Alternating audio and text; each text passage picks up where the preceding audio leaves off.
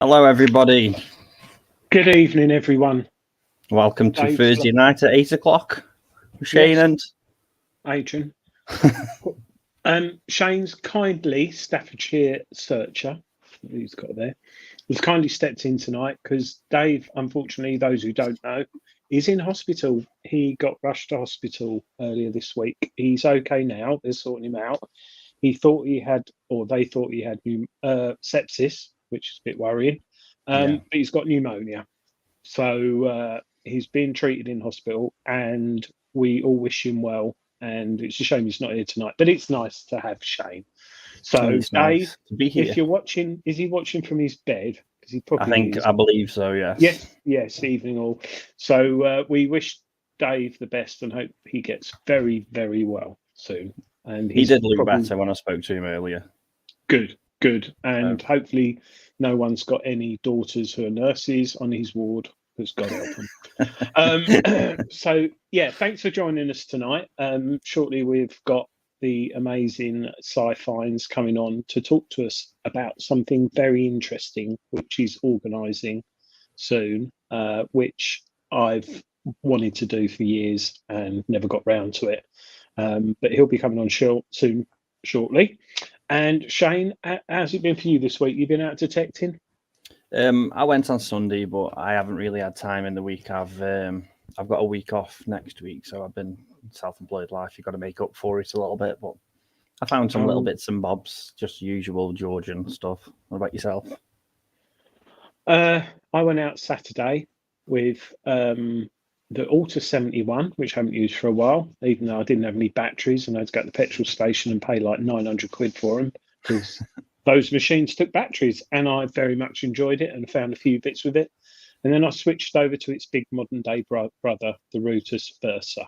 And I'm testing a bit of beta software on it at the moment, which normally when you get a software update like the Legend or the Rutus Atrix, it's like a few extra features or a few extra notches to notch something up. But this one on the Versa completely changes the machine. If it's a beta at the moment, but changes the display and everything and gives you a bit more depth. So, I think I showed you before the show a few Romans.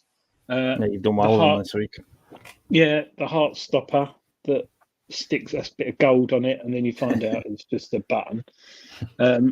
Nice big button, though. Look at that. That's lovely. I think James is showing off in the comments there. Nice silver dipped Roman. Yes, he found a silver denarii. He was literally there for 10 minutes. He's got the Deus one with the HF coil, which is smashing. This Roman site we've got at the moment, there's a lot of iron in it. And he got this silver denarii, and he WhatsApped it to me just after I'd left. I was like, oh. And then it's a forgery. It was a forgery. So, bit of a nice one. Wow. But so you still got the Deus 2 light thing? Yes, I have. Yeah, I've been running it on my own settings at the minute, and I seem to be having pretty good run of luck with it. I mean, I didn't this weekend, but my head and my back wasn't up to it, so you know what it's like. If you're not into it, you don't find anyway. But otherwise, I've been pretty lucky so far with it. I think I've had 4 free gold with it so far, and I've only had it for about 3 months. Yeah, you've done really, really well with that. Have you been on the beach? You went on the beach when you were on holiday with it, didn't you?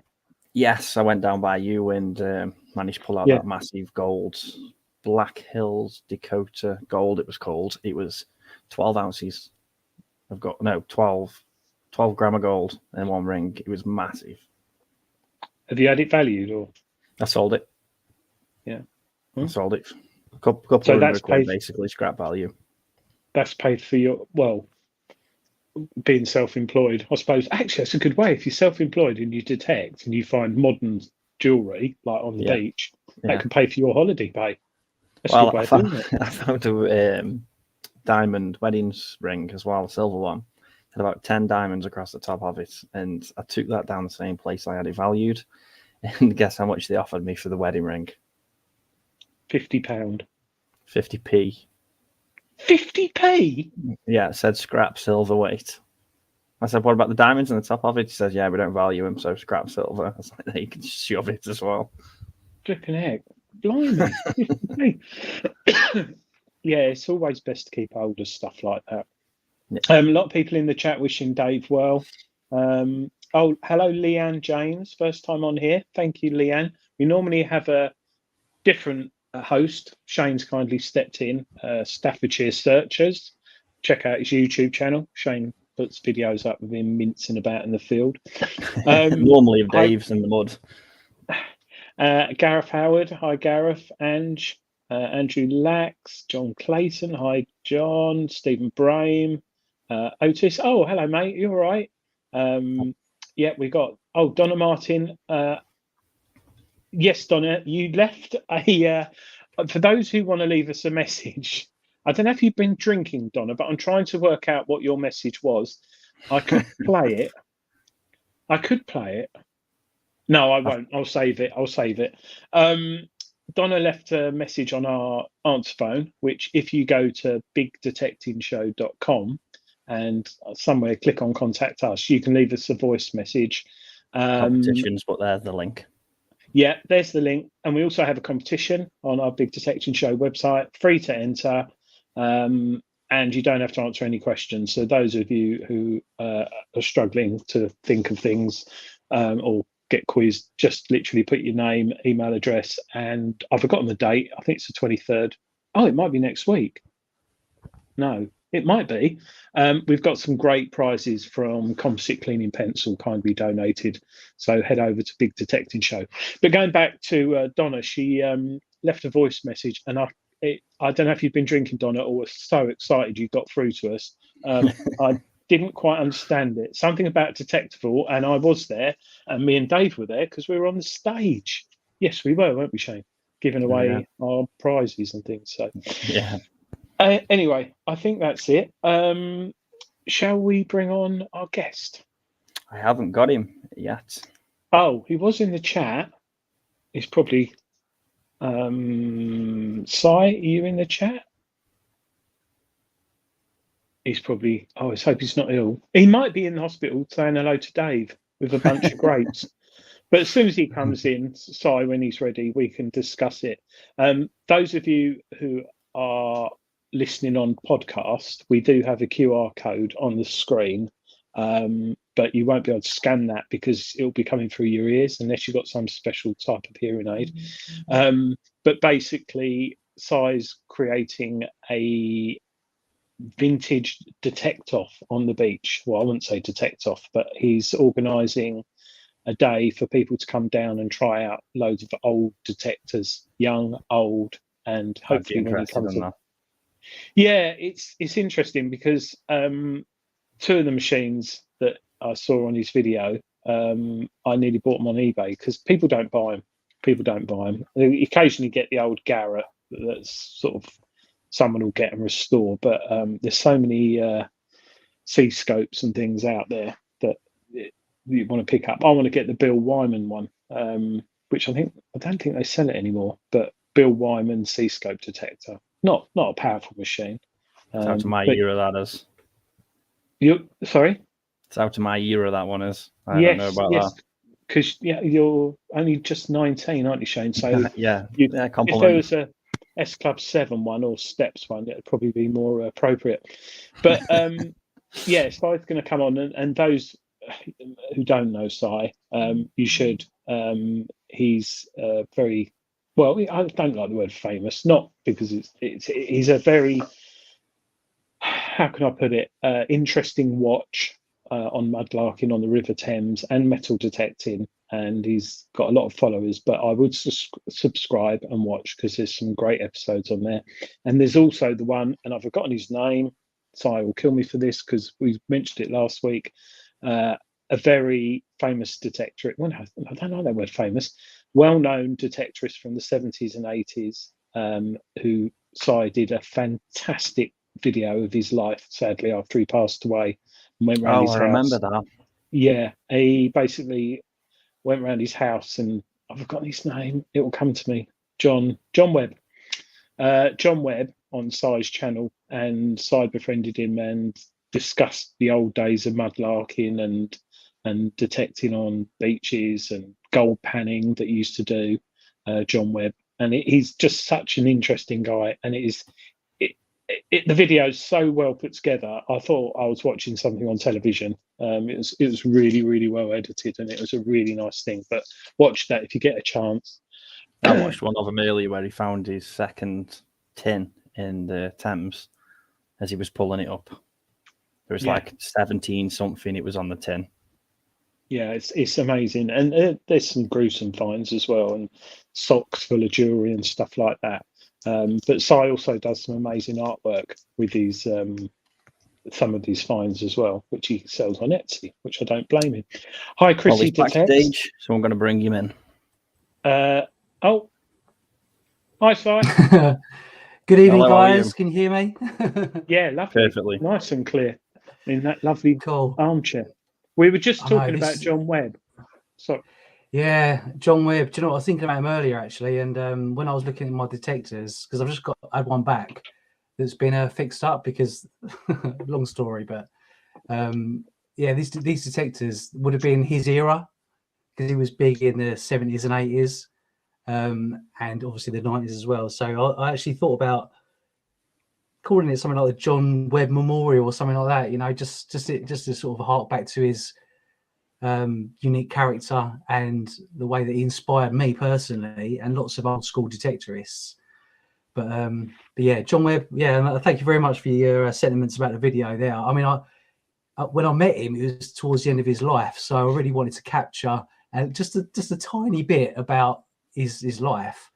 Because he found so much amazing stuff. Puts what I've found and what most people find, it puts it in perspective really. Because he was there at the dawn of detectors, had his own shop and created detectors based on what the Americans were putting out there, and created detectors, sold them, and was an inspiration to me. So, yeah, I mean, I'm so glad I met him. Great. Yeah, it's nice how you captured that because all of John's life isn't on Instagram, it's not on YouTube, and there are people out there in the hobby who are in their 70s and 80s, and I know a few, I won't name them because they're still alive and they might think I'm rude that they're not on social media, but they've been detecting, some of them 50 years, found some amazing finds, but apart from their wife, their family, who probably aren't interested, and a couple of mates down the pub, those sort of stories are lost, and to pick it up like you did with John, it's a really encouraging program. I'm going to watch it again. Actually, I might watch it tonight. But that we're not on here. Well, we might be on here about that because if you call what you're going to do the John Webb Memorial, So, Si, we've put a QR code link there to the video that you did about your. So, if anyone wants to scan that, that will take you to Si's YouTube channel. Highly recommend subscribe and watch some great content on there. But Si's come up with this idea. I don't know if you want to explain it, Si. Yeah. Okay. So I don't know about you guys, but sometimes you just idly look on eBay, Facebook, that sort of thing, just to see what's going on. Sometimes I like to see if there's anybody selling any old bottles and things like that that might be live near me, because I just collect stuff as well as find stuff, as we all do. And looks under metal detecting, and then there was this job lot of metal detectors, just a job lot of metal detectors, and I thought, that's expensive. But I thought, you know what I might do is, you only live once, right? So I'd see if I could buy these detectors, because it was the scrubby little images you get on the Facebook Marketplace, and I thought, this could be a good thing to do, a good idea for a video, because as a creator, you're always trying to think of good things to do, and also a good chance to get these machines, see if they work, because they could all be knackered, or they could be good, and somehow test them. And I don't know, just got this idea of basically taking these detectors, if I was, lucky enough to get, win them or get them, and invite people that, because we did a couple of rallies in Cornwall, but it was so far west. I think people are saying, "Oh, can you do another one, in England, or not England, but in the southeast or whatever?" And I thought that sounds a good idea. Maybe if I can get some viewers that want to come and try detecting, and kids and stuff as well that are new to the hobby, or anyone really, it doesn't matter if you wherever you come from, whatever age you are, and get them to try these detectors out on the beach, and we just have a bit of fun, really. You can get the old boys down there. Hopefully, a few people have got some experience with these old detectors. Speaking to Chris from Hayes Detecting, he's big on his vintage machines, so I've been chatting to him a bit about things and seeing what I get, because from the pictures it was a bit like I could see a C-scope in there. Oh, that might be a bounty hunter. I thought there was an XP in there. I thought there was an old XP machine in there, but it turns out to be a Mine Lab Sovereign. So there we go. Oh yeah. So it cost quite a bit to get the detectors, and I ended up going to a lockup in Rainham, which is down the road. And I think what they've done is they get these containers, those big containers you get, shipping containers. I don't know what they do, but they get this stuff, and they don't really know what they've got too much. And they just flog it on the Facebook Marketplace. And obviously, when you see 30 metal detectors of all different varieties and stuff, I thought, do you know what? I want them just to try it myself and see if there's any good ones in there. Bought them, and then put out, come up with the idea about going to a beach, because as we know, you can detect ground foreshore ground foreshore, but there's no it's different if there's a field. You might have to tempt a farmer. I don't know how many people are going to come.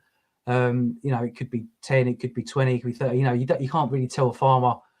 Parking as well. Yeah, exactly. But I think a beach is really cool. People can come and go. The transport, we're going to do it in Eastbourne. Transport is really good there. And it just seemed like a good opportunity just to meet people, try the detectors out, talk to any boys and girls that have used these machines back in the day, get the machines up and running again. And if there's kids there and stuff that get the bug, have a machine, because it's only like 30 quid a machine each, and if they like it, they can then take it home and play in the garden. Next generation of detectorists is helps them come along. And hopefully there'll be a good video out of it and a bit of fun along the way. And that's basically the whole idea. Yeah, I reckon a lot of people walking along the beach as well, because if it rains and you're in a field, it's going to be a nightmare. If it rains on the beach, you got your car parked up on the road. Do you know what I mean? You got ice cream stalls, you got pubs and bars. There's a pub. There's a pub nearby. Yeah, I was going to say that. So this is down in Eastbourne. When is this, Si? It's next weekend, 25th on a Saturday. Going to meet at 11 a.m. So if anybody wants to come, rather than just put the location out on here, just so I can keep an idea on numbers, because I don't know, I've got no idea how many people wanted to come or whatever. Probably got about 40 or 50 people, something like that have actually shown interest. So that's a good number in terms of keeping it manageable. So, but if anybody wants to come, just email me, scifinds@outlook.com, and I'll send you more specific information about the location. So what was the email address again? Sorry. Yeah, so it's scifinds, all one word, scifinds@outlook.com. I'll just put it in our little chat here, and you can copy and paste it if you want. So there it is. So that way I can keep an idea on numbers, and if anybody's got any questions as well, because they might say, well, I don't know, like public transport, or is it right to bring a kid or whatever, any questions, and I can just answer them directly. Can people bring their own detector? Yeah, absolutely. Yeah. It's just a day out on the beach, No, it's going to be quite relaxed and easy. So I've got 30 metal detectors. 15 or 20 are definitely working. I got my mate Sean to fix up a few as well. So and he's managed to get a Tesoro cutlass up and running again. Don't know if anyone remembers those ones. Yeah. And there was another couple that he worked out because he used to do a bit of electrical engineering. So changing a few things on the circuit board isn't too tricky for him. You know, if it becomes a little bit. The trouble is with these detectors, because they've been left out in the rain in damp conditions. Some of them are beyond help, and there's a few cheapo ones that are just, you know, probably a bit naff anyway. So they're not built to last. But there's some. I've got a few here if you want to see them. I'll just grab them out the shed. For it. So this one is a C-scope. I don't know if you can see the model of that. That's not that well. When I say it's not that old, I can remember seeing that in Treasure Hunting magazine to buy mail order. A 660. This one is. So that's that one. Yeah. Another C-scope. The trouble is, right, for some reason, the guy that owned these decided to remove a lot of the bottom of the battery things out. So the batteries are hanging out. So I've got to tape all those together. This one is another 660, but a slightly different model. But both of these work. So I'm well happy. Yeah. So I've got two, like those two work. I've got some really weird ones as well. I think these are like, you know, like Caddy Shack or Candy Shack, whatever it was called. So you've got ones like this, ones like this. So and you've got the yeah. Are they heavy? Not really. Yeah, sort of reasonable weight, you know. But yeah, these all work. So you've got some basic machines, but again, if you're just looking for coins on a beach, they're going to find them. All have. Yeah, you can have all like singing and dancing ones, but you know, just to get you started, and this is the one I had back today, literally just landed, is the Sovereign. And it's got, again, it's missing the bloody battery like compartment thing on the back, but yeah, you might be able to. Yes, good Nick. You might be able to find on the 3D printing web. Have you got a 3D printer? No, but I know someone who the same thought crossed my mind actually. But you need, I think you'd need. Would you not need the original to do a copy from? You know. You would, but it's amazing how many people draw up stuff and share it. I've found a few metal detector bits, like you know, the on the coil. What machine was it? I think it was a Tesoro something, a little one I've got, and the you can 3D print. Someone's drawn the nut, the like wing nut from the bottom of the coil. Yeah, and it's free to download and print off. I think if you're selling it, it's a different matter. But there's so much stuff on there on the 3D websites, and because they're old machines, someone somewhere has probably bought one, had it in the loft, lost the battery cover. Or next week, maybe on eBay, some bloke might be selling 30 battery covers for metal detectors. They've cleared out the container and found them all in the back. But the batteries must have cost you a few quid to put batteries in them. Yeah. Well, what I've done is I've gone on because you need like you prefer alkaline batteries, so I've just gone on Amazon and just bought like a job lot of them. So yeah, they're I don't know, £7 for like 12 or something, whatever. Yeah, I'll just buy a load of batteries. It's fine. I don't want to get there and they don't work because there's no batteries, you know. So I dropped off 10 to my mate Sean that weren't working. I sent the mine level off. That's come back. That's all working. So I think there'll be plenty to go around. And what I'm going to do, if any of them don't work, and you mentioned my upcycles earlier, Adrian, I'm going to make them into lamps. So I'm going to have metal detector lamps. So you'll have the coil as the base, and obviously you've got the stem as the shaft, and then you can have, ideally, I spoke to Sean about it, but he says, I don't know how possible it is, but how cool would it be to have the on-off switch on the detector as the light? You could do that. If you've got a little, if you've got a discrimination button, you could have it dimming. I mean, that's a bit wild, but I'd love to be able to do that. But I mean, if it just flicks on and flicks off, then I think it'd be pretty cool. Because I don't want to waste any of these things. You can buy like a little dimming box, which should fit in it, and you can turn it. Yeah, there we go. You can just change the box over. because I work for a lighting company, so we have a did lot you? of LED boards. Yeah, so we have a lot of LED boards laying around and things and strip lighting and stuff. And that I'd love. I don't know if my wife would like it. Bedside lamp. That's it. Yeah, Just like that's that. it.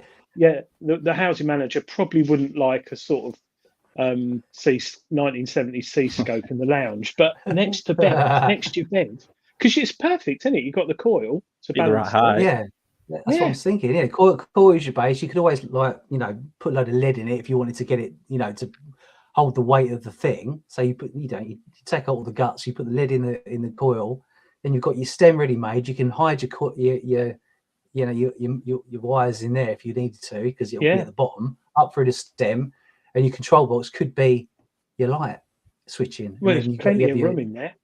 Yeah. Couldn't you make like a lead coil cover? You put the coil in sand, and then pour in the lead for a coil cover, at least cable tie it around or something.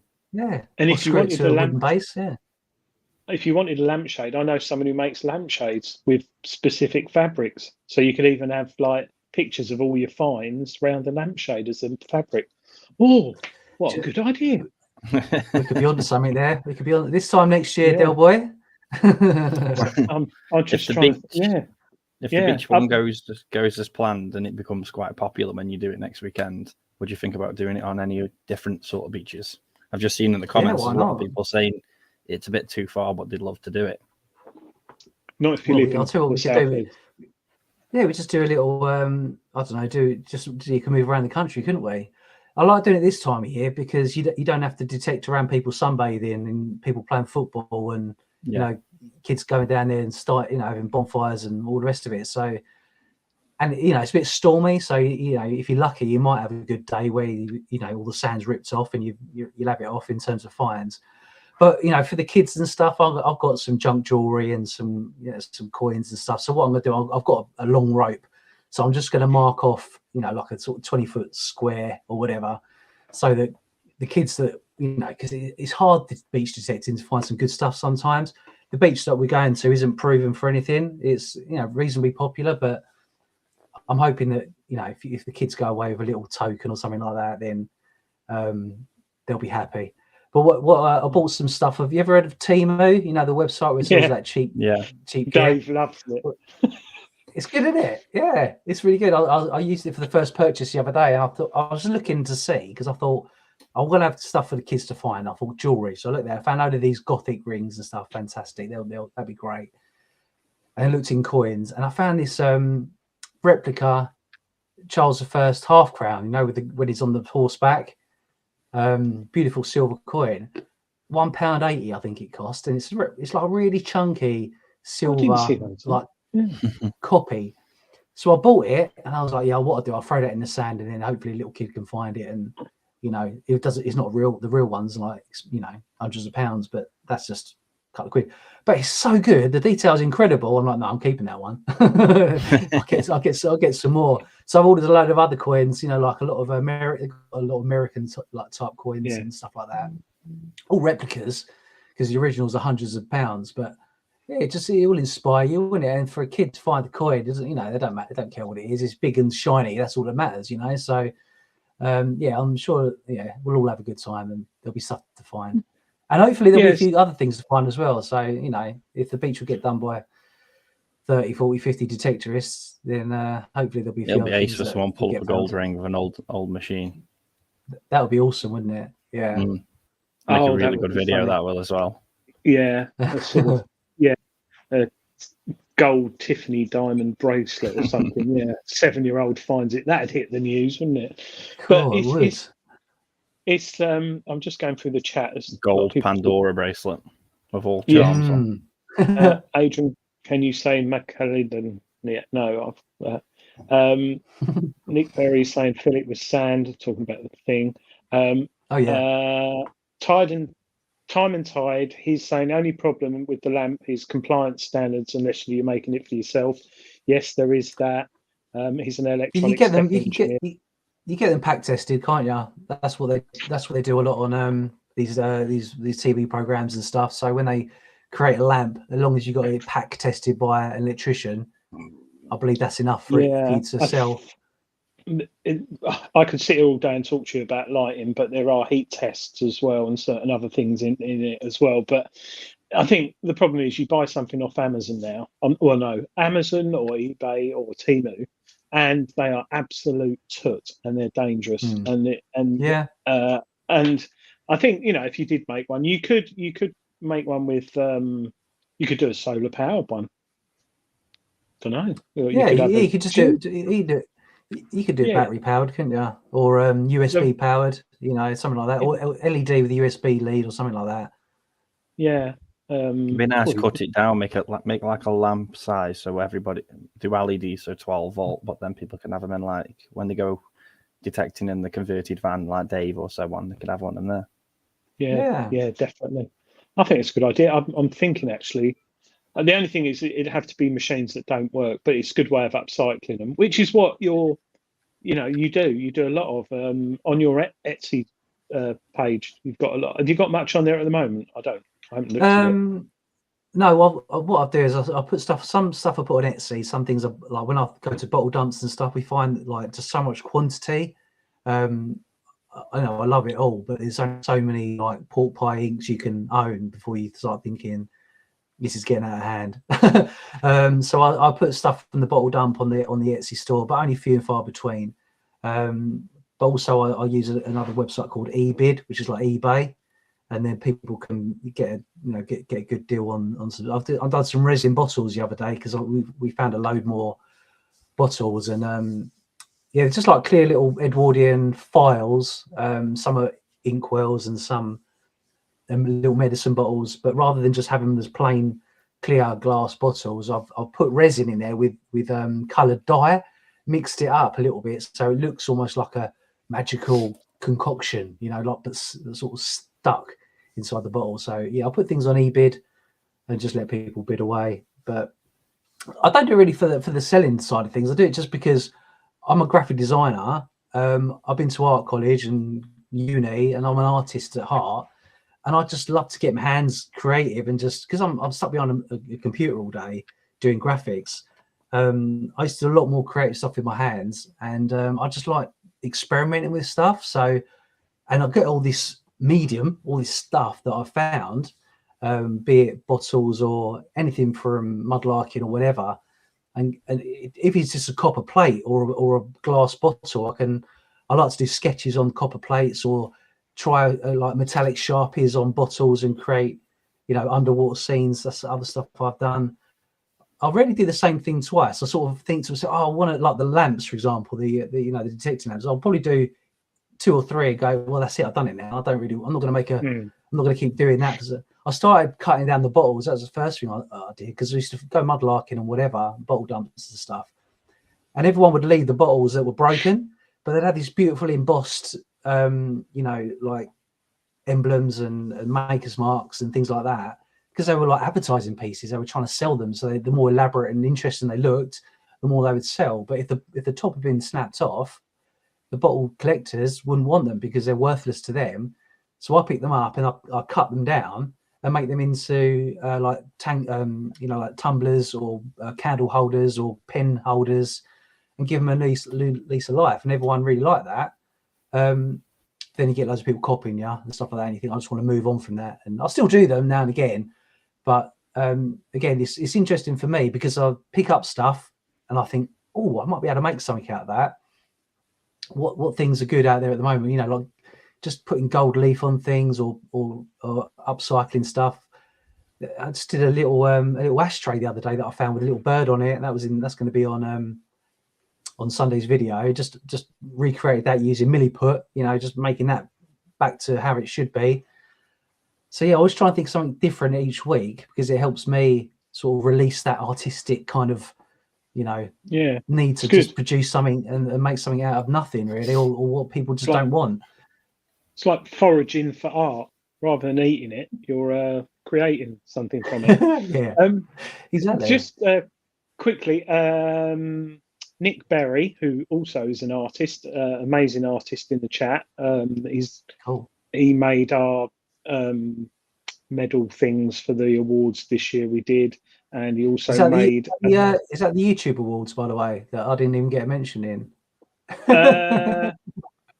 Who won it? Who won the YouTube? Jason. Jason. Yeah, that's because Jason gave Dave 40 quid. No, I think when the voting went out, it's a trend thing, isn't it?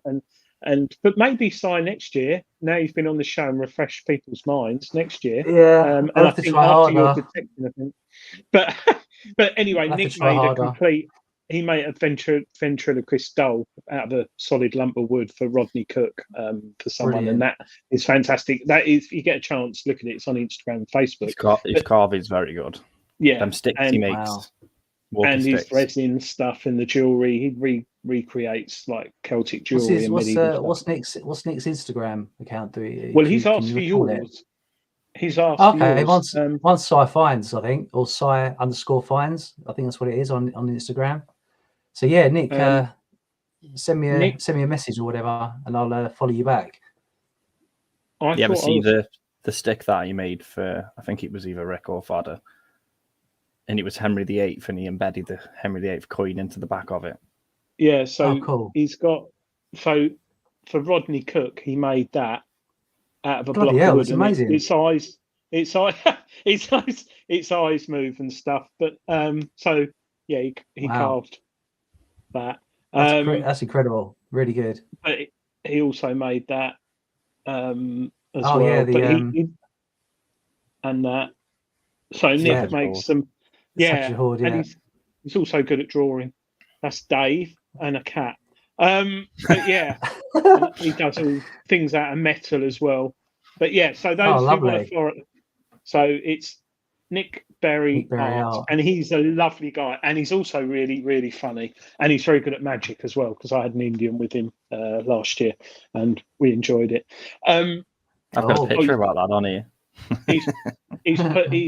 Yes, there is a picture of a very interesting restaurant owner who quite took a liking to me, but that's another story. Those who just joined the show, I'll just reiterate: Dave's in hospital. He's okay, and Shane's helping us tonight. Or Shane's running all the gumph in the background.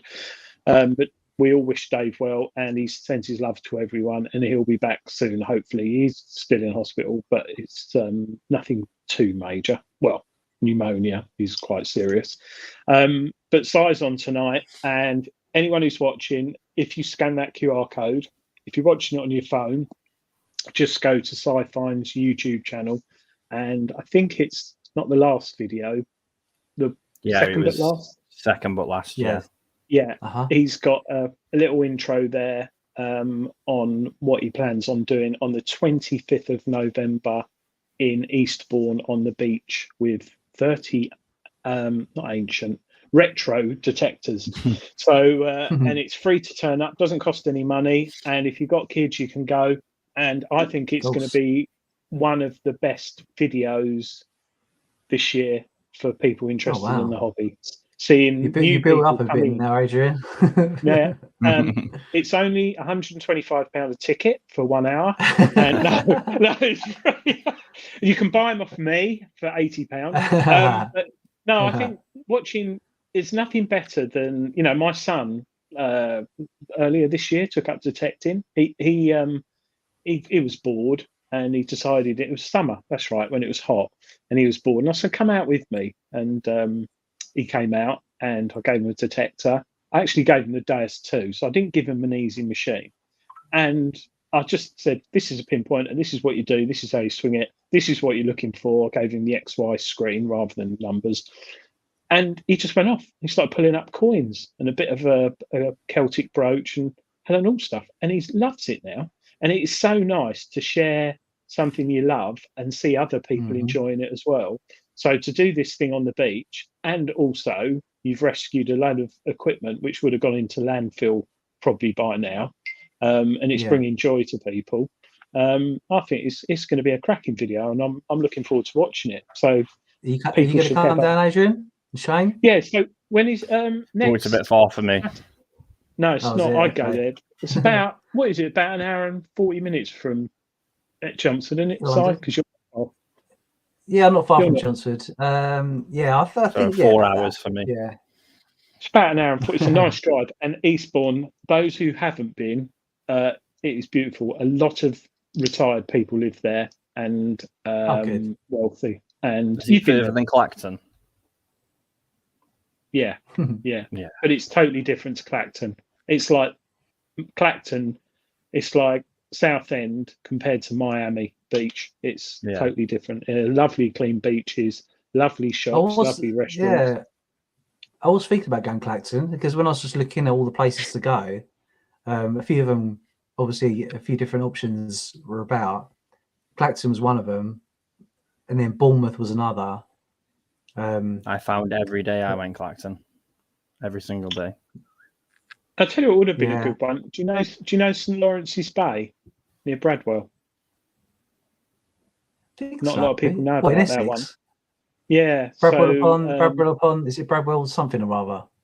Bradwell, yeah, the power station there. Yeah, so there's the power station, which Bradwell on Sea. There's a power station with a big car park, and on that beach there, well, it's not really. Well, it's shingle and then sort of muddy, sandy. It's a bit stinky and a bit sticky, typical like Essexy clay mud, but because there's a power station there, a lot of people, it's been shut down for years and it's all boarded up. It's all like sealed in like stainless steel. It's really modern looking.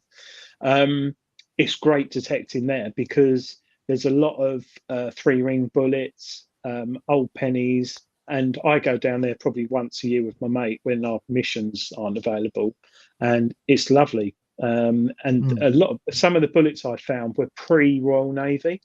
So I've forgotten what it was called, but before it was the Royal Navy, it was pre, and it was like a Coast Guard thing.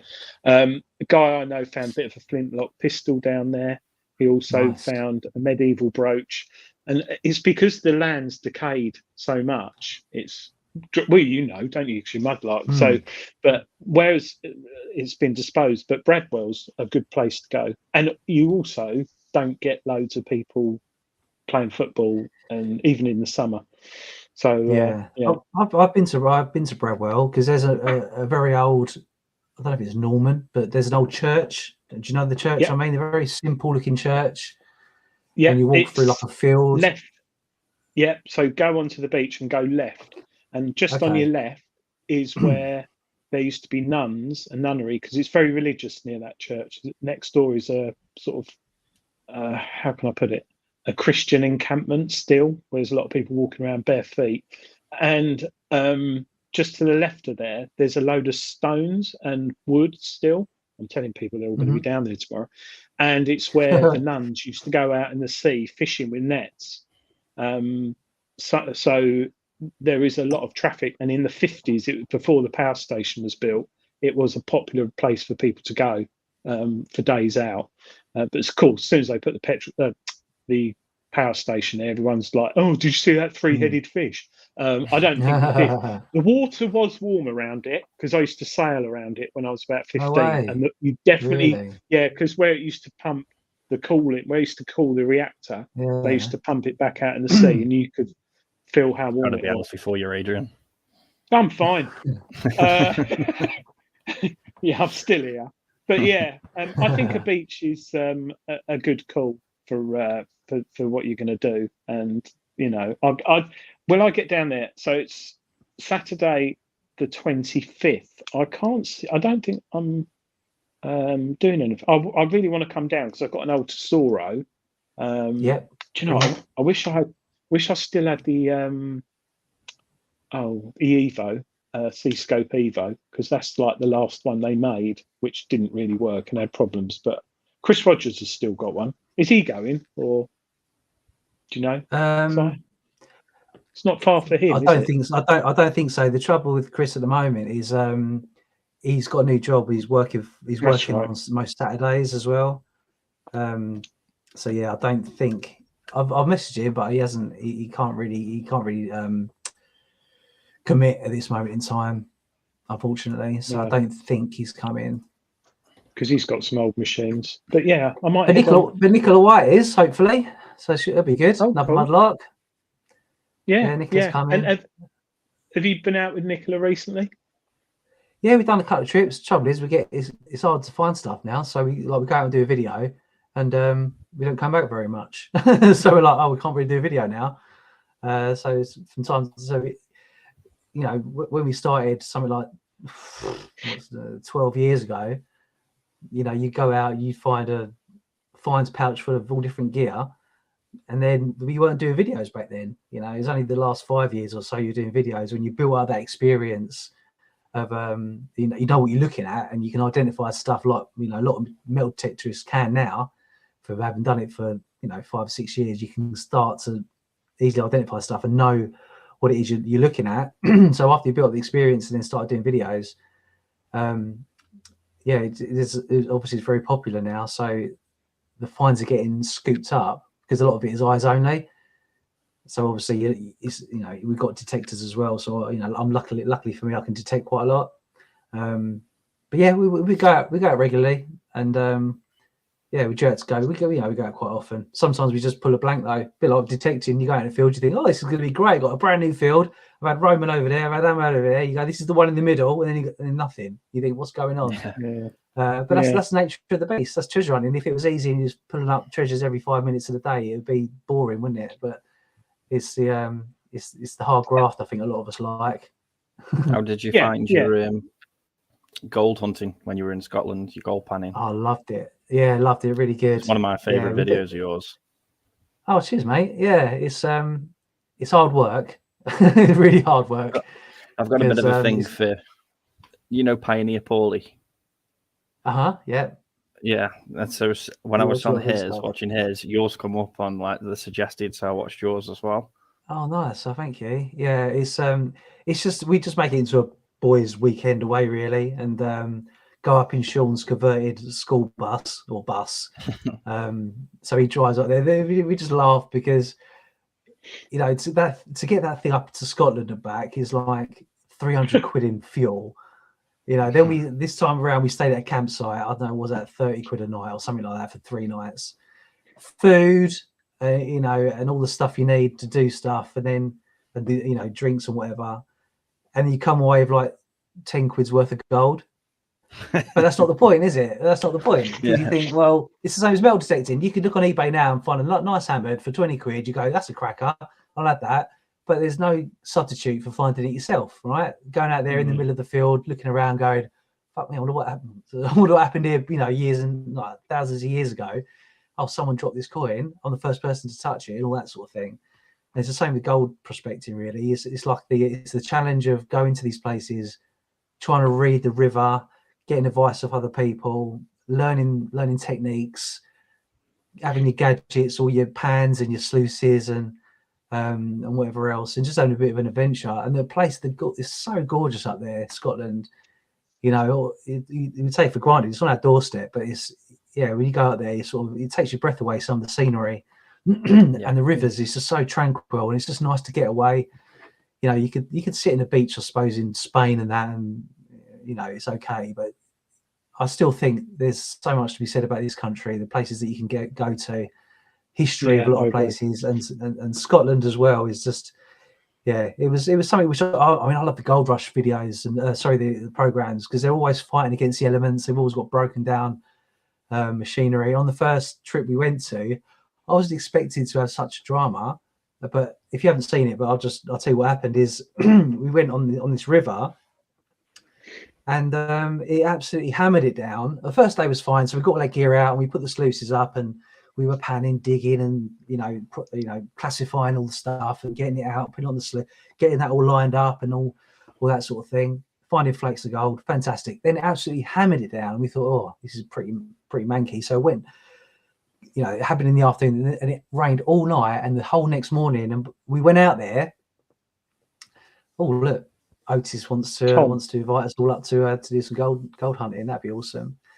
But what we did was we left all that. Yeah, we left all our stuff in the river because it was perfectly set up, and the river didn't look like it changed much. And the next morning we came out and the river was like 2 meters higher than how we left it, and we lost nearly everything. Everything got swept away. But there was this little inlet that was just past where we were set up, and luckily we found the buckets. We were fishing out the spades from Oh the, dear. you know, the inlets and stuff. We lost nearly everything. Is But it the I same think it just sort makes of good. rules?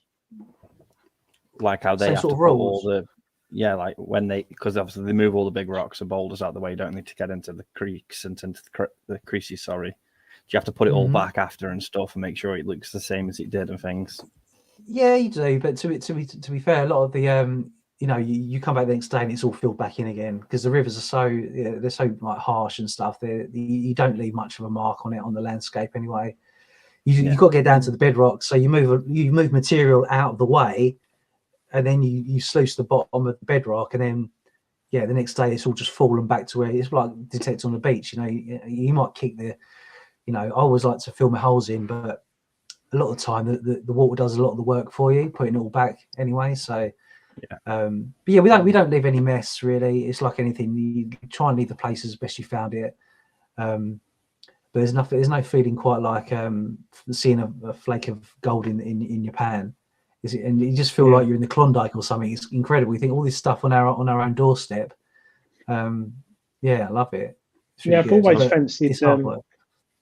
We gave away last Christmas, I think, an XP gold sluice set or something that someone won. I don't know if they've used it, but yeah, XP do some kits and Garrett do and stuff like that. But yeah, sort of thing. I think when I was about 7, I went on holiday with Mum and Dad to the Isle of Wight, and they had some gold panning thing there. But I think they put fool's gold in. But yeah, it's funny because we're all sort of treasure hunters at heart, and like you said, Si, little fleck of gold, you know, just seeing it naturally. Naturally coming out the water. It's bizarre, isn't it? You ever thought of like exactly. Doing gem videos, going up to like Ruby Bay and looking for some and stuff like that, or Ruby Bay is generally garnets, isn't it? So we get garnets on the Thames, so we get some nice ones as well. So I've had no draw to do that specifically. No, I haven't got a real inkling to find gemstones, to be honest. I prefer, apart from gold, I do prefer like the history that humans have touched. So like things that people have made and lost, and you know, can tell a story about like culture really of people. I just love Victorian bottle dumps and stuff like that.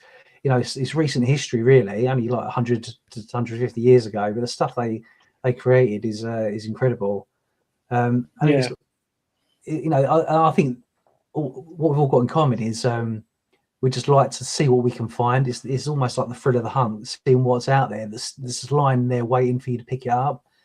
And so whether it's, you know, a fleck of gold in the Highlands, or you know, a medicine bottle in the mud, or a coin in the field, you know, it's unbelievable that someone dropped that and left it behind. And you're thinking, flipping heck, I've got a chance of finding that. But it's the whole kind of going out and getting ready, and you know, trying to see what someone's lost in the past. And yeah, it does. You know, I can sort of turn hand to a lot of different types. So I love metal detecting, mudlarking. You know, going out on the hovercraft as well, finding places that, you know, the Romans have left as they left it. We found like the other day we found, what was it? It was like this. I don't know. It's like a sort of pathway, like a Roman pathway that they'd sort of never been recorded out on the Medway. So yeah, there's so much stuff out there to be discovered, and obviously probably about 70% of it is in fields. So that's where the crux of it is. But there's any form of treasure hunting, any form of discovery, I love. And those who are new to the site, and you heard the word hovercraft, if you subscribe to his channel, you'll see what that's all about. Because that's like anyone who grew up watching Why Don't You? This is the sort of thing you dreamed of, making a weekend. Well, it's not making one, but having a mini hovercraft to go out is really, really cool.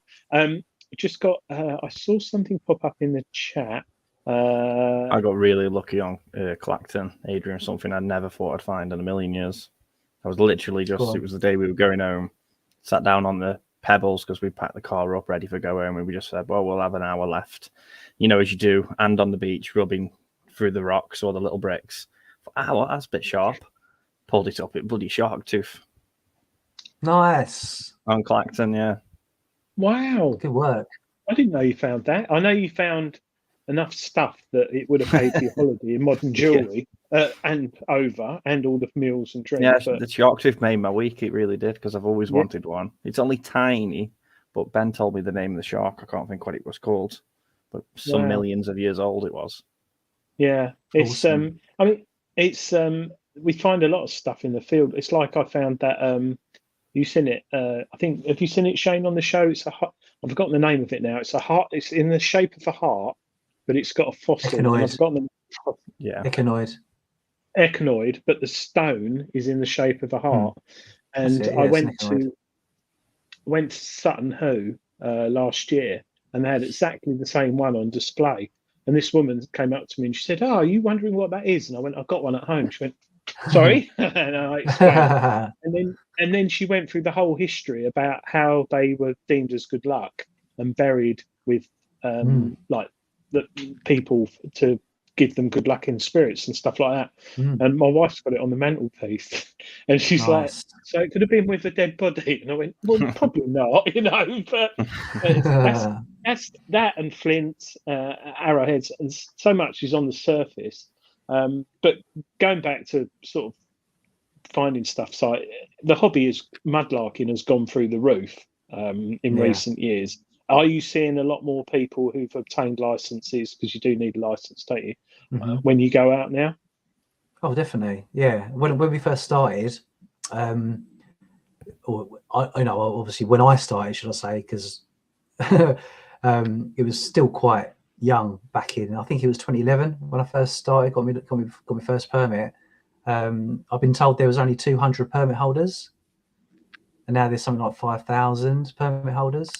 Wow. Yeah. A lot. I mean, to be fair, a lot of those, it's getting scarce. Yeah, exactly. But I think what happens is a lot of people want to do it, and they might live somewhere where you are, Shane, and just say, "Do you know what? I fancy going down to London, try a bit of mudlarking. I'll need a permit. Okay, I'll sign up."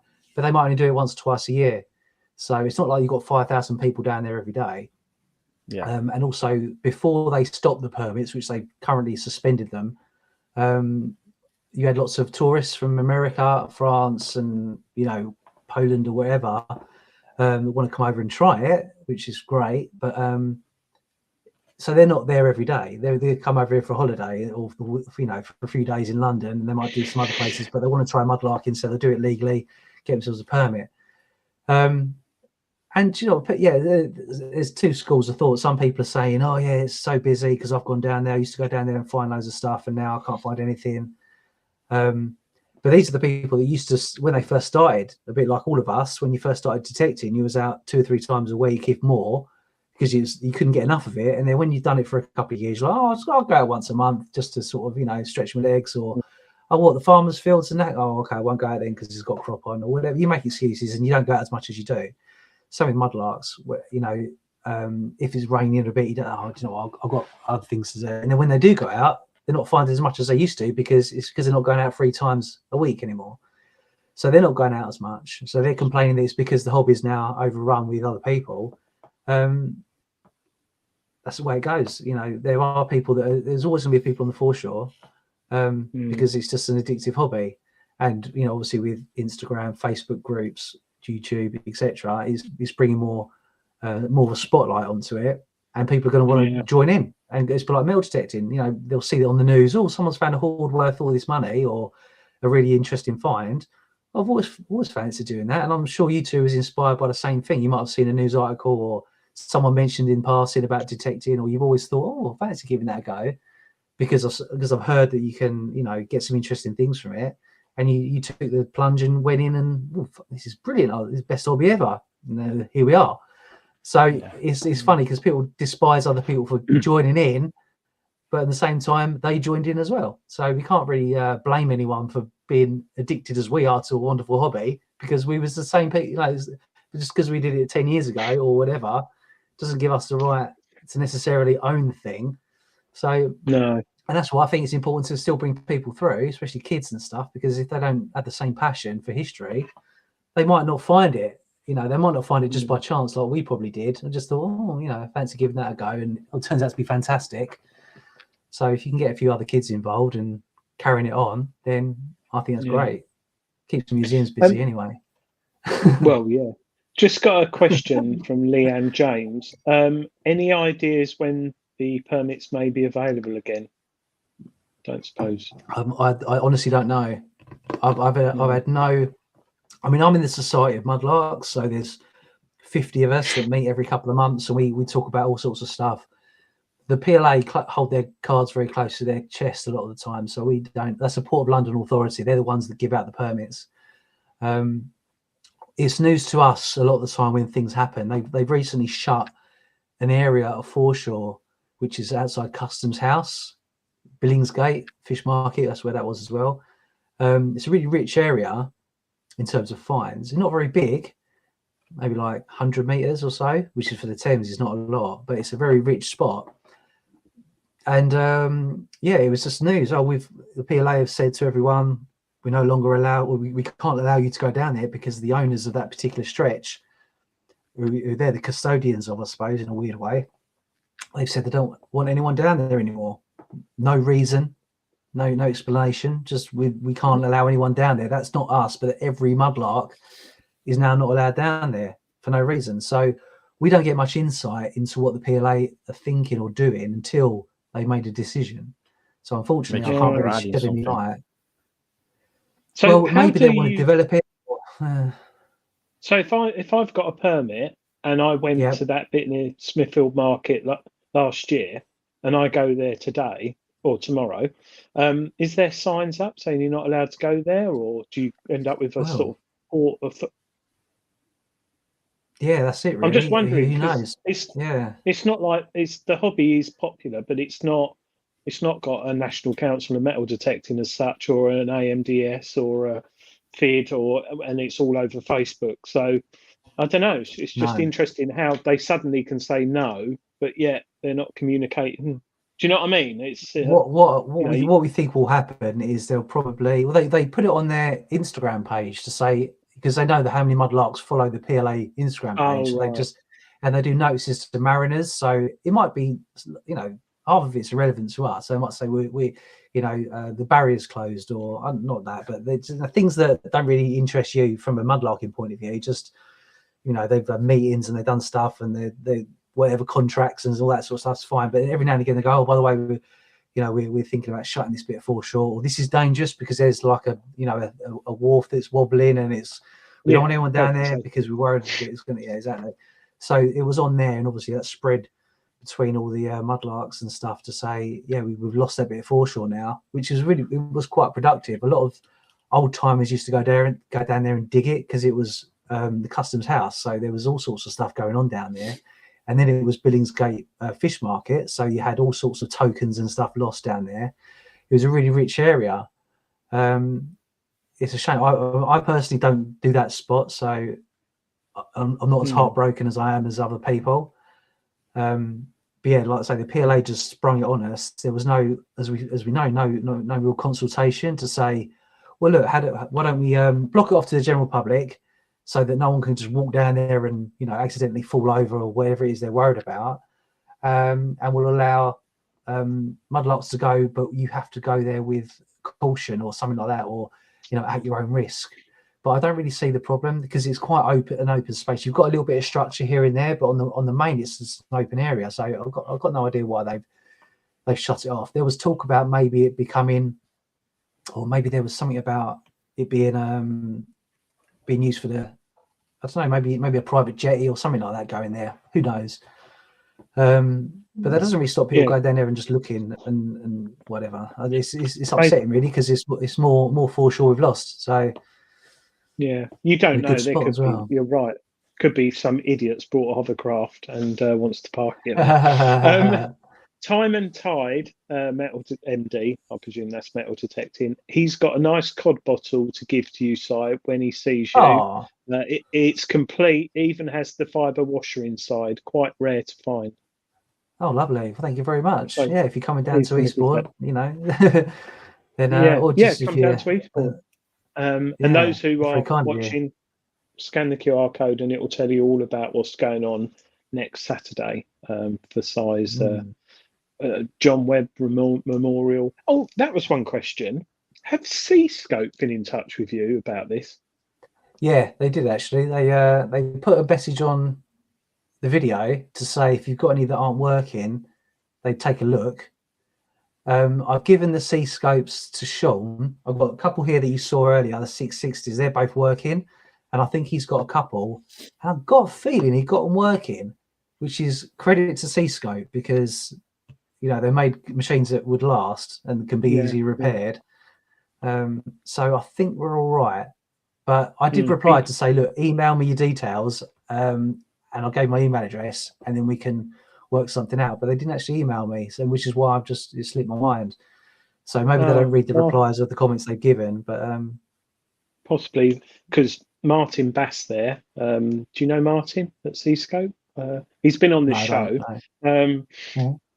I think it'd be very nice of them if they're watching or listening, or anyone who works for Seascope, if they actually gave Si some detectors to take down there for free, which you could give away to people, because cool. It's not very often that you get a Seascope event nowadays, but yet they've still got their machines on their website, and there's still, a lot of people have still got them and still use them. But British company, British Beach, in memory of a British detectorist and mudlarker. What a lovely. So Seascope marketing team, get down there. Give Si a couple of machines and a makes you feel Seascope proud to be British. It does, yeah. They should get down there because it shows it's good that their machines. I mean, some of those are, well, where are we? 30, 35 years old. Looking at the ones you pulled out, so that's a long time. And as with new machines that have got built-in batteries, which only the manufacturer can replace, and they're plastic, they're like IKEA new detectors. Do you know what I mean? You've got the, let's not say any brand names, you've got the Model A, and then they bring out the Model B, and then the C and the D, and the old ones you sell on eBay or put in the loft. Do you know what I mean? And then the battery will melt and whatever. Whereas Seascope's 35 years, I think. Dave's in his hospital bed. I presume that's Dave, the big detecting show. Shane, is it? Yeah. Got my 70s one working. So Seascope by the Sea, Vi Cooley's put in there. Seascope by the Sea. Well, you would, Si, if they sponsored it, but but it's not about the money, but it's a good bit of PR for them, and I think what you're doing, they should at least pop down there with a few machines. Well, if you're watching, you're more welcome to come. I'll go drop them a line anyways. That's a good idea, Adrian. I'll just say to him, we'll be here if you want to. I don't care about any. If they want to give some machines away to people, then they can come down and do it themselves if they want, or they can send them to me.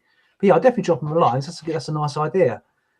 They can even put a gazebo for us when it hammers down with rain. Well, that's actually what I was thinking more than anything, because they must have some gazebos, but they're only in Kent, aren't they? So it's not far at all. Oh yeah, it's close.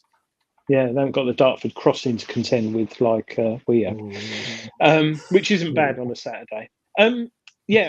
Going back to that, talking about detecting a bottle. I contacted you about a year ago, didn't I, for a couple of bottle dumps? And I asked permission of the council. And since I asked, and it was raised in a meeting, and there's one person two that objected actually. They've put logs over it now. They've cut the whole thing? Tree stumps. One of them, and the other one, they're fenced off. And what's it called where they cut the trees down and let it grow naturally?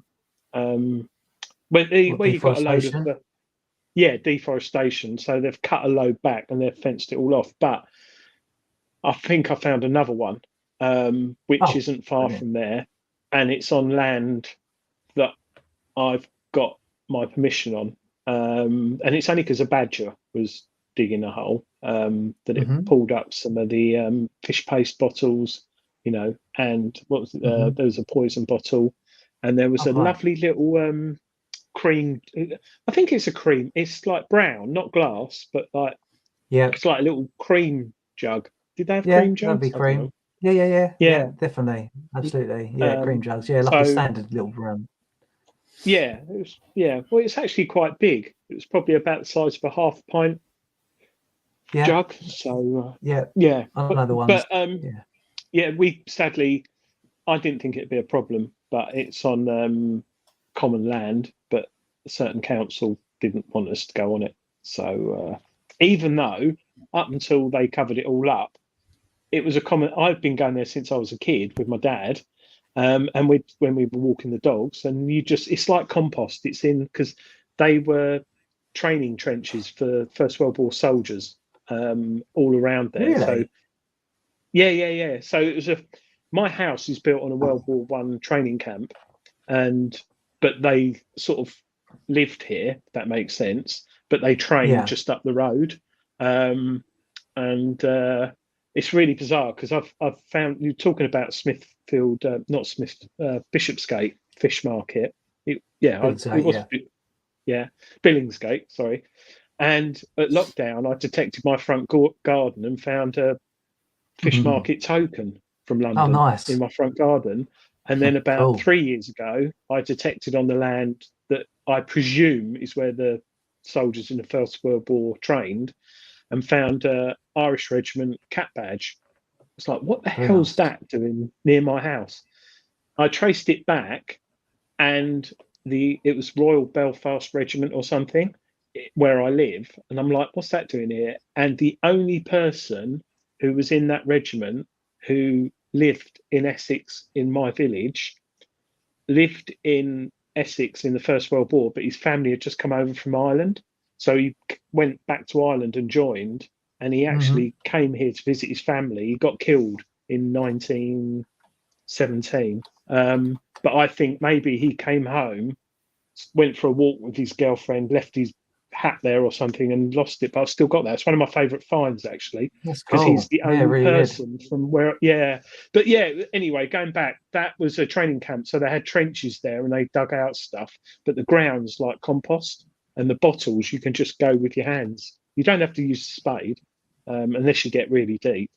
But people are still going on there and taking bottles out, even though there's logs on it. So they do on our golf course, mate. Literally down the road, they have police patrolling it because there's that many people who go digging them out the golf course. But they've all these they have these bright blue ones coming out, big massive things. Yeah. And apparently, I don't know, they're worth a bit. But you have the police. There's a path, like a footpath next to it, and they're always walking up and down there. The PCSOs are, because they'll run on the golf pitch, dig out of one of the mounds, steal one, and then bugger off. So someone's getting stabbed to death from some maniac on a Saturday night in the high street, and there's no one there. But don't worry, the old bottles that have been dumped, they're safe. Don't worry. Sorry, I'm not picking at the police, but I've never heard of anything so silly protecting a bottle dump. Yeah, it's because it's the golf course. So the golf course ringing all the time, apparently. What they should do is just say, look, guys, come on, bring a digger. Like for a week, just go mad, take everything you want, and then that's it. For a week, and they'll pay for a digger. I know bottle groups that will pay for like a JCB that will just demolish it in a few days, get everything of worthwhile out, and then no one will come again because they know it's been done. Well, and it's only old bottles. Golf course, that was our 2nd century Roman encampment as well, just before it moved up the road. So it's had a Roman encampment on it. Well, it isn't. That's the thing with it. The other one is the second one they built because they built a castle on it, but the first one they never did. Sorry, we've got a lot of things in the chat. Hi, Indiana Tones. Time and tide. Most detectors that I've repaired suffer with 2 common faults: water ingress, yes. The coil, yes, and the capacitors have gone weak. This happens a lot on the early analog machines. Yes, that sounds, definitely the water as well. Otis Arms, Tom, I'm renovating an old house just now. Yesterday, whilst lifting the floorboards, I found a Neolithic flint knife along with bones and pottery. Oh, wow. Wow. Oh, that sounds cool. Get that in a frame, put it on the wall. Mudslinger, I found a High Seas German Badge Award in my backyard with 5 other award clasps.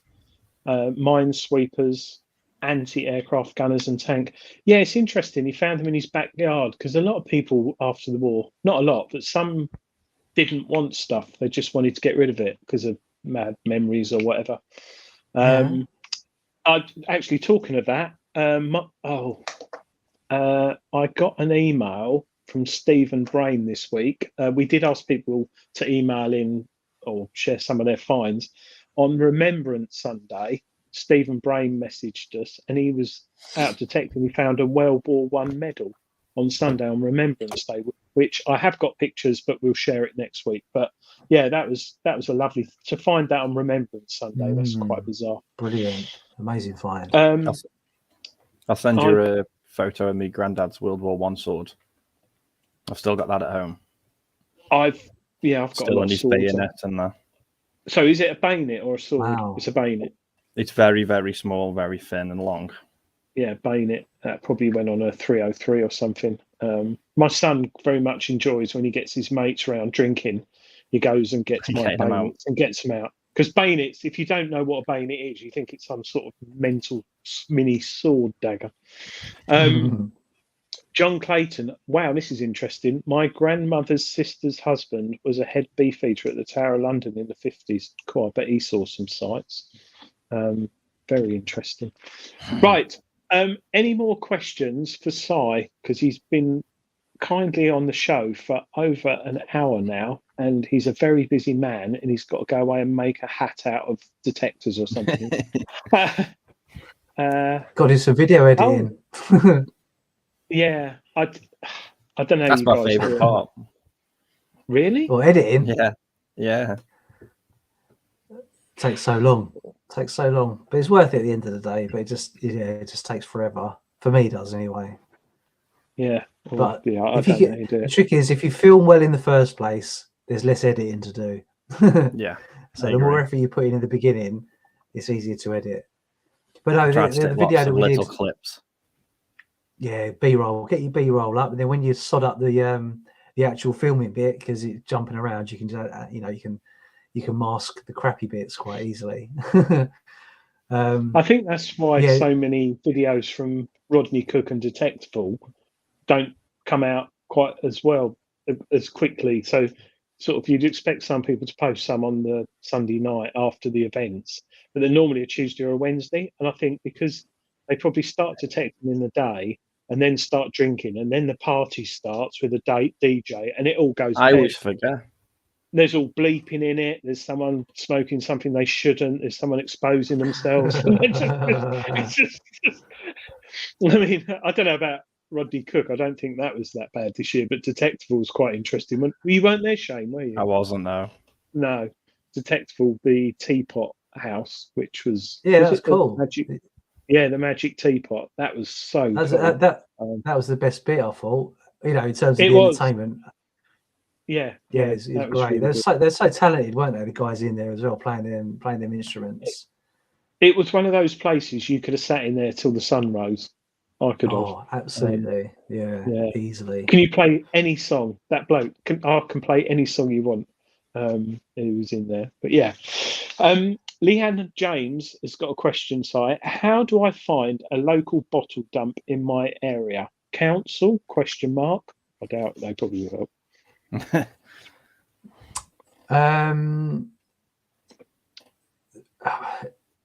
I would look. There's websites that tell you about historic landfill. So I would start there.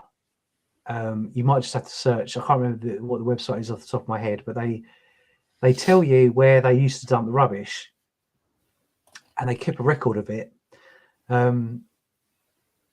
You just have to, if you search historic landfill, that's the key phrase, historic landfill, you'll see areas where they've got the big dumps. Sometimes they're out of access because they might be now industrial estates, or they might be built on and things like that. So you might struggle to get on there. John Webb, we talked about him earlier, actually. He did a good little pamphlet called How to Find Bottle Dumps. And that's really good because it tells you little tricks. One of the trick is, it's really random, but I'll tell you anyway.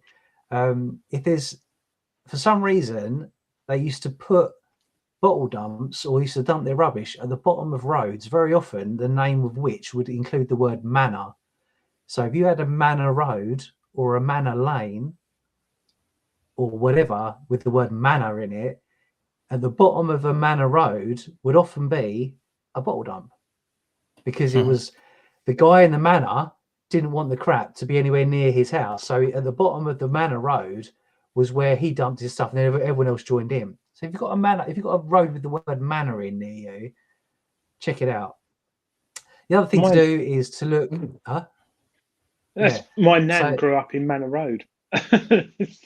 so that's one thing in his book is I couldn't believe it. He goes, but it's true. He goes, it happens again and again and again and again and again. He goes, that was one thing that the manor road thing. The other thing would be, what happened is, before we all had our rubbish taken away by garbage people, we had to get rid of our own stuff, right? So if you find a group of old Victorian houses, like terraced houses, chances are at the bottom of the garden they would have dumped all their rubbish. So you'd find small bottle dumps at the bottom of old Victorian terrace housing. So, and sometimes you get footpaths that go behind the gardens of those Victorian houses. So look in the woodlands that are back onto Victorian houses, and look for stinging nettles, because stinging nettles like to live in soil which is very similar to that we find in bottle dumps.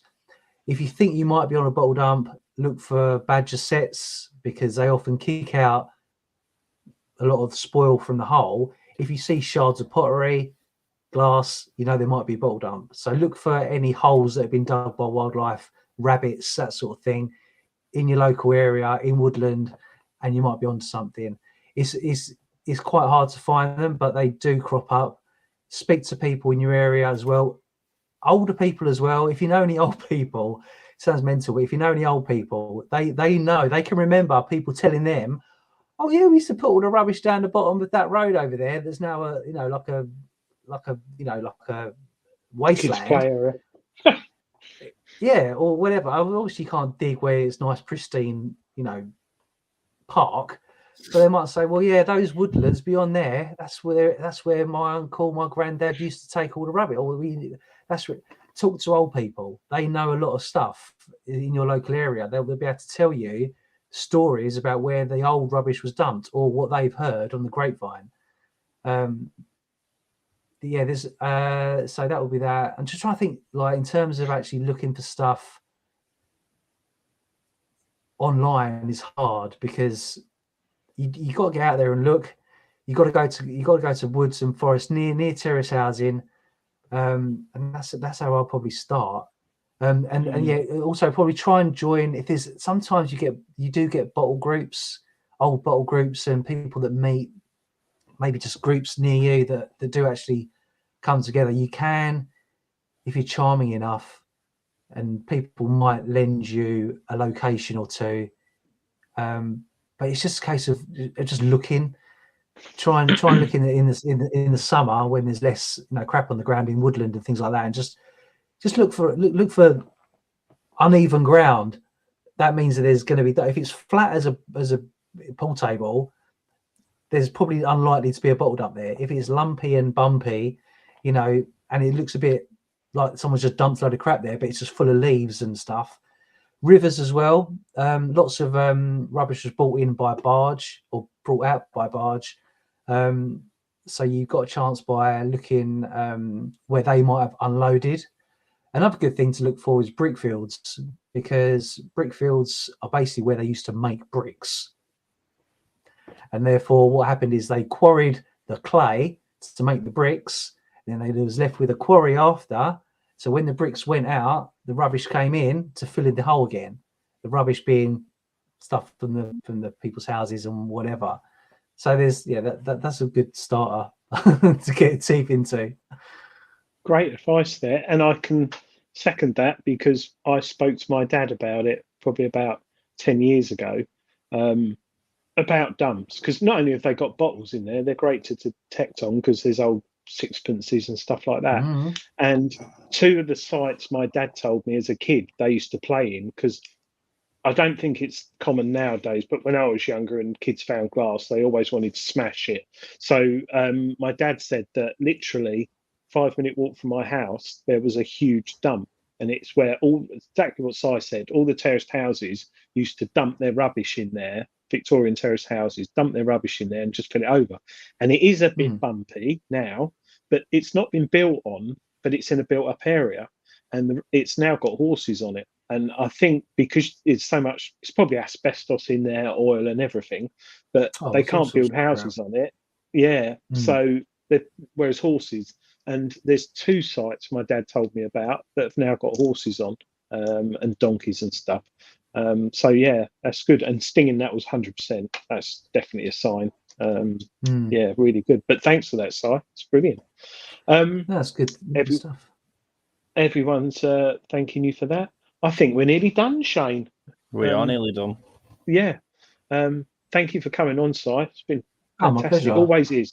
And I hope, well, I know next Saturday is going to go really well. I just have to check with my housing manager. I'm not doing anything, or it's her birthday or something. But the 25th of November. And that's right. So if anybody does want to come along, just email me, because that way I've got an idea on numbers, and I can let you know the precise location. So it's Eastbourne area, but there's a specific location where we're going to meet. So you don't just want to turn up to Eastbourne Beach and just think, where are they? Email me. That's it. Email me and we'll tell you the what 3 words of where we're going to meet. Parking's cool because it's just all residential parking. So there is a car park. So if you feel more comfortable putting your car in a car park rather than leaving it on the road, car park up the road. Hopefully the pub will be open. And I really hope that the weather, I don't mind a bit of wind and a rain, but I hope it's not really bad to the point where you can't talk. It's so windy or rainy. But, this is Britain. You never know. I mean, I could do it in July and it'll be like a hurricane, or whatever. Yeah. No. But you don't really want to be detecting around, people's, towels and stuff, do you? And people playing frisbee and that. So bikinis. Excuse me, can you just roll over there? I want to detect where you're lying. Yeah. I don't know yet.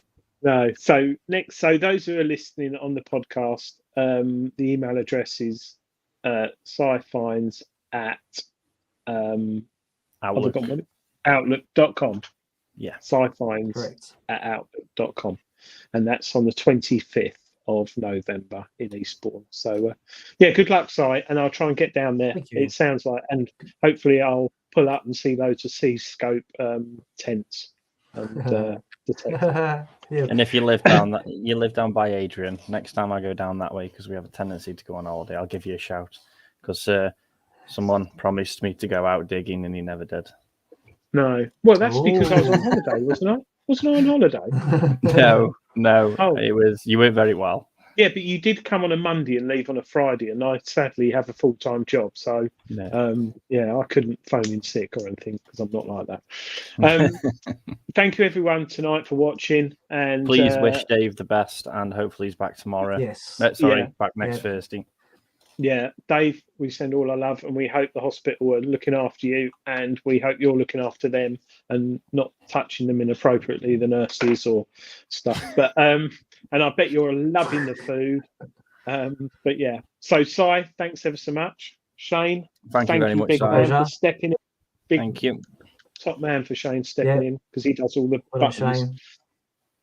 All right, thank you, everybody. We'll catch you next week, and thank you very much for watching. And don't forget, go like and subscribe Si's videos and watch the ones we've mentioned. They are brilliant. Scan that QR code. Cheers, everybody. See you later, my brothers. Bye.